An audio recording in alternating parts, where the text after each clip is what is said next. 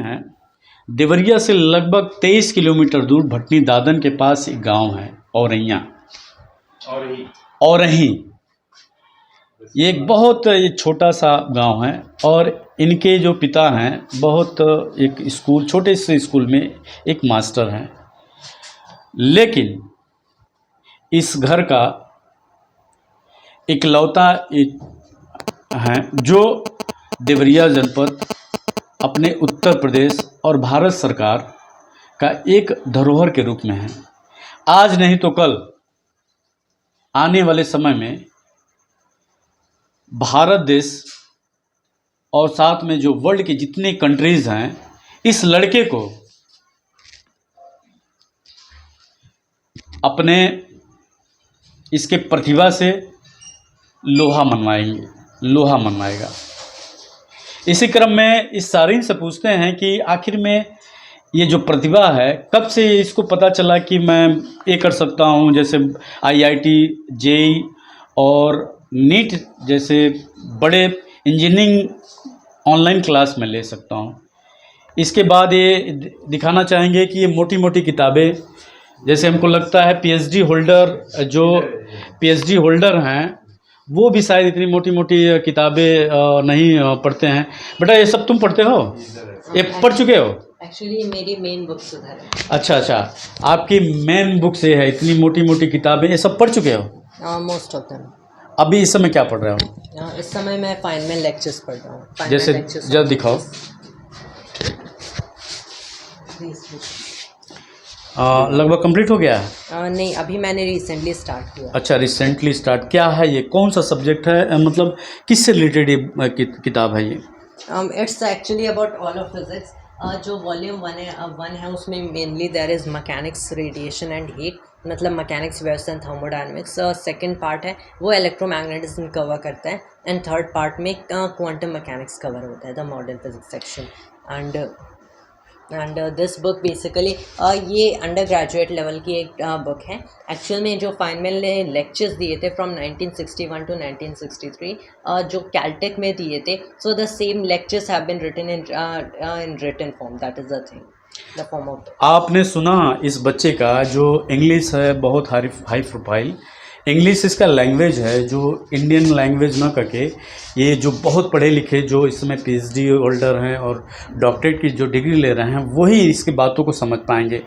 हम लोग इतना ही समझ रहे हैं, इस लाल को किसी तरह ज़्यादा से ज़्यादा व्यवस्था देके इस देश का धरोहर को बचाना है।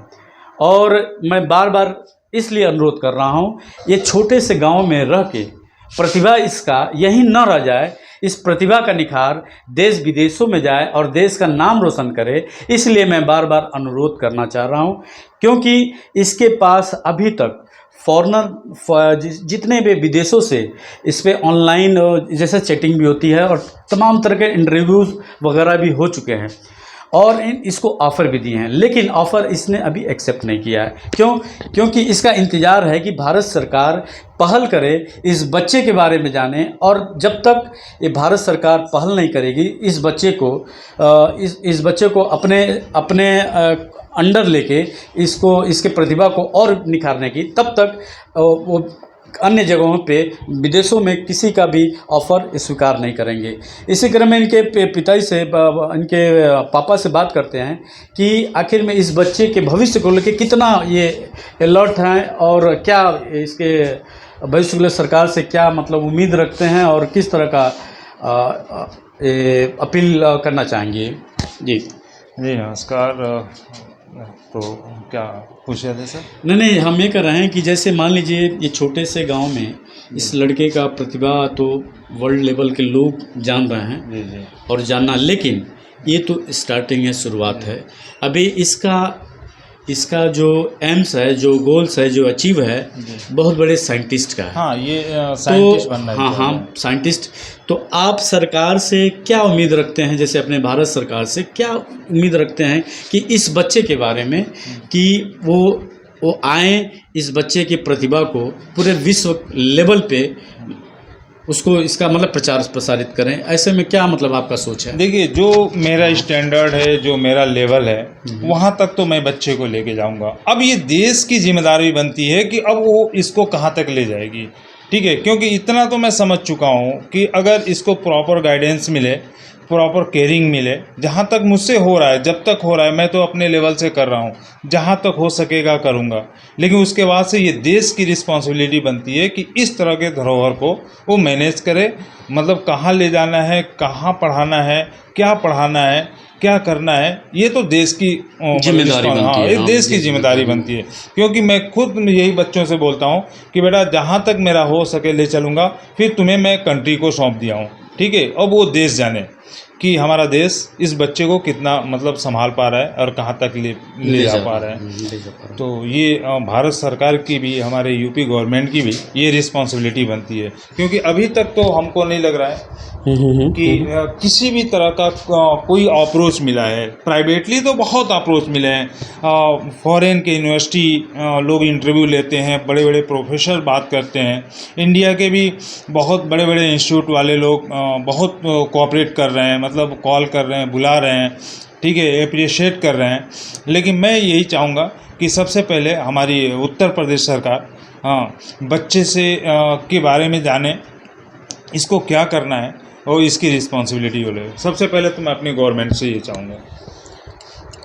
आपने देखा इनके जो पेरेंट्स हैं, पिता हैं, इनका साफ साफ यही कहना है कि हमारे यूपी के मुखिया वो जाने और भारत सरकार जाने कि इस बच्चे को कहाँ तक ले जाएंगे।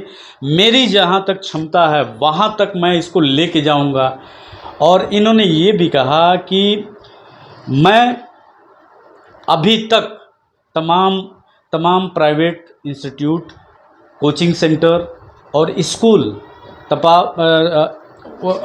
बुलाकर पढ़ाने और व्यवस्था करने की बात कही, लेकिन इन्होंने कभी एक्सेप्ट नहीं किया। क्यों? इनका ये कहना है कि जब तक भारत सरकार इस लड़के की प्रतिभा की निखार नहीं करेगी, तब तक मैं किसी, चाहे वो फॉरेनर हो या चाहे देश के तमाम तरह के जो बड़े जो इंस्टीट्यूशन वाले हों या कोचिंग सेंटर वाले हों, जो स्कूल वाले हों, तब तक मैं किसी से वादा नहीं करता। मुझे इंतज़ार है कि इस बच्चे को सरकार अपने सर आँखों पे रखे, भारत सरकार इसको ले जाए, अपने देख रेख में इसके प्रतिभा को निखार करे, ताकि अपने देश का विश्व में ये डंका बजवाए।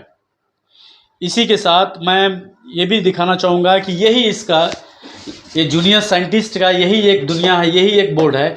यही से लाखों बच्चों को जो IIT और JEE और नीट्स का जो प्रिपरेशन करते हैं ऑनलाइन, वो यहीं से सबको पढ़ाता है ये लड़का। क्यों बाबू, यहीं से पढ़ाते हो ना? हाँ।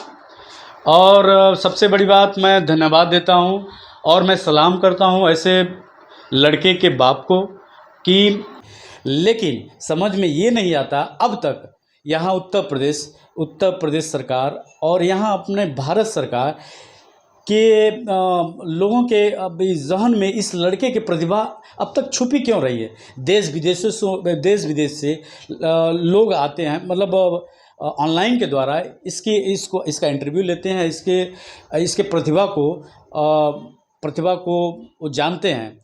और तमाम इंटरनेशनल स्कूल और कोचिंग सेंटर जितने भी बड़े हैं, वो इसको ऑफ़र देते हैं कि आप हमारे यहाँ आ जाओ, ये करो वो करो। लेकिन ये सब को अभी इन्होंने इनकार किया है और इनका कुछ सपना ही अलग है।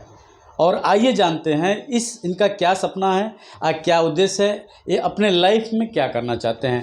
ये सारिम, एक पहली बात तो महुआ टाइम्स में आपका बहुत बहुत स्वागत, और ये आपको शुभकामना देता है ये चैनल की ज़्यादा से ज़्यादा आप देश में रह के अपने देश का देश विदेश में पंचम ला रहा है।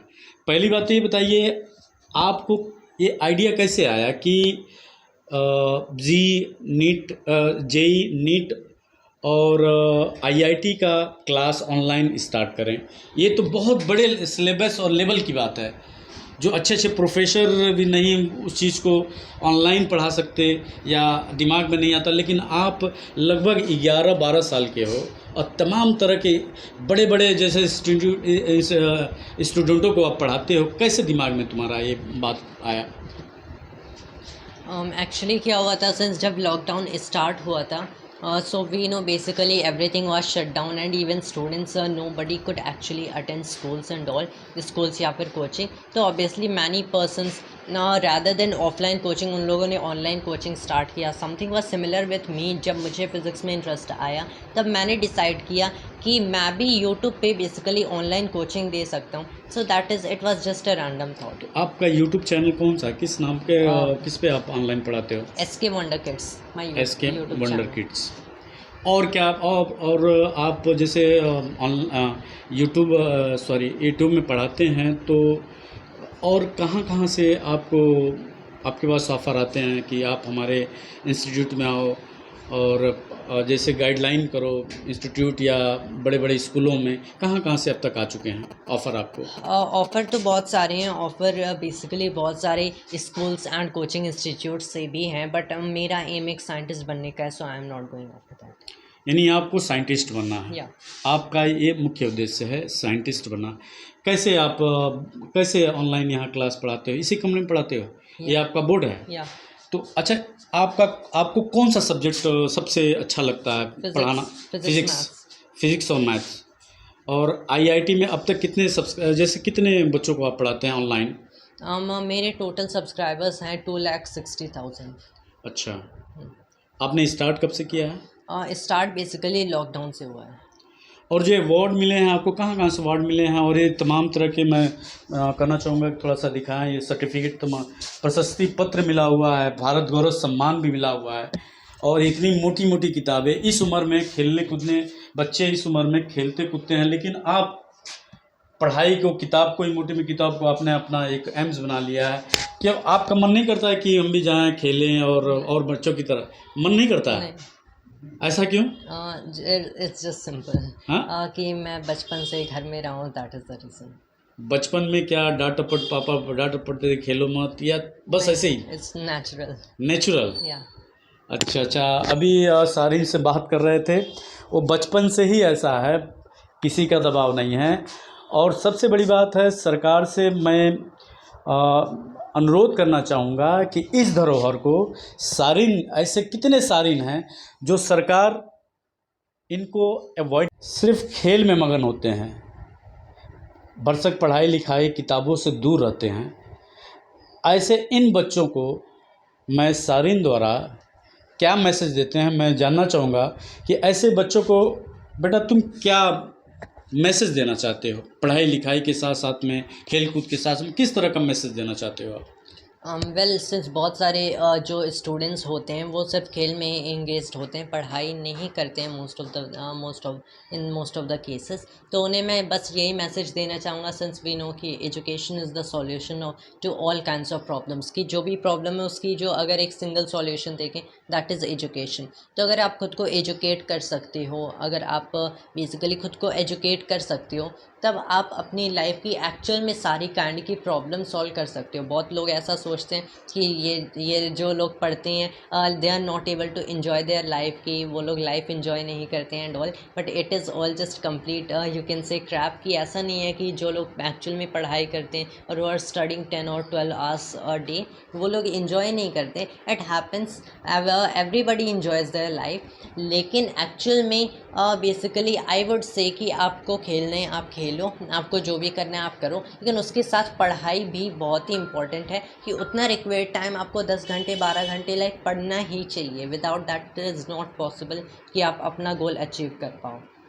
इन्होंने कहा कि 10 से 12 घंटा पढ़ना ही चाहिए, लेकिन खैर इन्होंने बहुत ज़्यादा बच्चों को दिए 10 से 12, क्योंकि हर बच्चा आप जैसे नहीं होता, क्योंकि आप बच्चा नहीं, आप स्पेशल हो गए हो, बच्चे स्पेशल हो गए हो। इसीलिए मैं उन बच्चों से कहना चाहूँगा कि सारिन से कुछ सीखें। ऑनलाइन इनका जो चैनल है उसको भी सब्सक्राइब करें, उस चैनल को देखें और उससे ज़्यादा से ज़्यादा ज्ञान प्राप्त करें।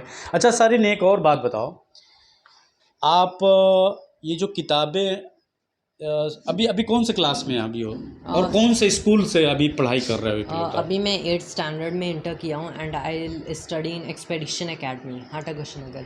अच्छा, अभी आप 8वीं क्लास में जस्ट एडमिशन आप लिए हो, इंटर किए हो, ठीक, एडमिशन लिए हो यानी पढ़ाई कर रहे हो। हाँ, और ये सब मोटी मोटी किताबें, आखिर में इसका क्या मतलब है? जैसे आप बीएससी, एमएससी, पीएचडी, हाँ, ये सब किताबें तो जो एमएससी कर रहा है, बीएससी कर रहा है और इवन पीएचडी कर रहा है, ऐसे ऐसे वो सब किताबें पढ़ते हैं। आप कैसे इसको ये कर लेते हो? आप क्या कैसे इसको आप समझ ले रहे हो? इतनी कम उम्र में इतनी मोटी मोटी किताबें, ग्रेजुएशन लेवल की सिलेबस आप इसको ये कर रहे हो आप, और कैसे कर लेते हो ये?